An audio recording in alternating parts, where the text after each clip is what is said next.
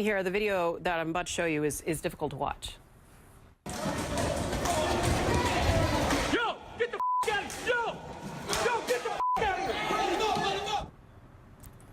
This happened 2 months ago. A young black man attacked by self-proclaimed white supremacists during the so-called Unite the Right rally in Charlottesville, Virginia.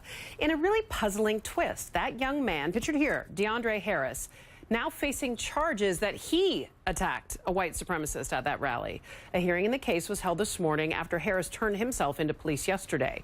The man accusing him is Harold Cruz. He is a leader in a neo-Confederate organization that is, by the way, classified as a hate group by the Southern Poverty Law Center.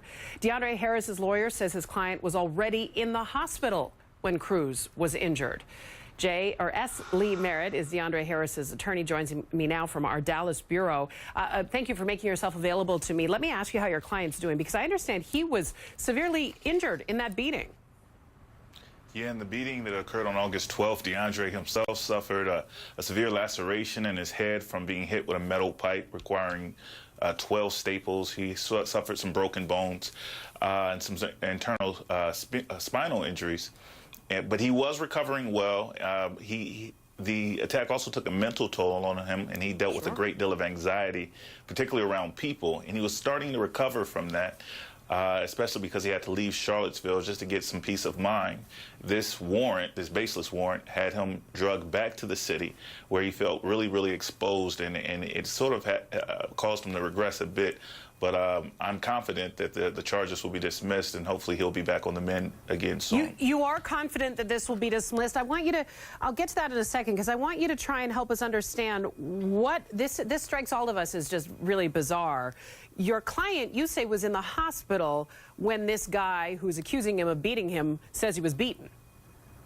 Right. You have to know a little bit of the backstory, that what led up to these charges. After DeAndre was attacked, he was attacked by what we counted to be 6 men. No arrests were made that weekend.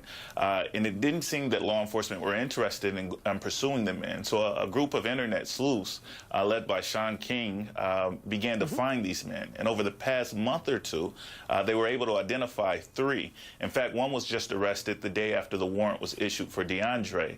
We believe that this is retaliation, that they've concocted a story that a man who was in fact injured at the rally, and there's video of him being injured, hitting in the head with a pipe, but it took place when DeAndre was already in the hospital, and the men who were attacking him appeared to be white. But he was able to get, this man, Cruz, was able to get a magistrate to actually issue a warrant against Harris, even though Harris was in the hospital. How do you explain that? Now, I believe it's a manipulation of the evidence that did exist. Number one, law enforcement was not interested initially in going forward with even a full investigation. The man filed a complaint and did something very unusual. Mr. Cruz is an attorney out of North Carolina, and so he didn't wait for law enforcement to complete an investigation. He took his complaint and went over directly to a local magistrate. And on the word of the white supremacists alone, the magistrate confirmed with the police department that he had in fact filed a complaint, and then he issued a warrant. And law enforcement said that they were caught off guard and that they were not allowed to perform their usual process, which would have been to complete an investigation and likely find the evidence of this man being injured in a completely separate incident. Goodness now, to be me. clear, to be clear, there was an incident, a brief encounter between him and DeAndre prior to DeAndre's attack. And there's a video for that as well. He seems to be spearing away one of DeAndre's friends, Corey Long, with a flag. And DeAndre comes and swings a flashlight in his direction. But you can see from the video, he makes no real significant connection with him. And it's certainly not to the level of a felony assault, which means he was maimed or permanently disfigured in that maybe 5-second encounter.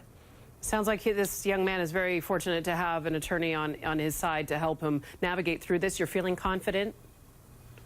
Yeah, I mean, ultimately, something unusual was done in order for this warrant to go forward. And the reason that unusual step had to take place is because there just wasn't enough probable cause for law enforcement to even want to present this case to a magistrate. And so it provides a nice distraction for the civil lawsuit that DeAndre is preparing against the League of the South, the organization that the complainant belongs to and is the chairman of in North Carolina. But ultimately, I don't think it has any real teeth to it, and it will soon go away. We certainly hope so. Counselor, I hope you will stay in touch with us and let us know how this all goes, okay? I will. Thank you. Thank you.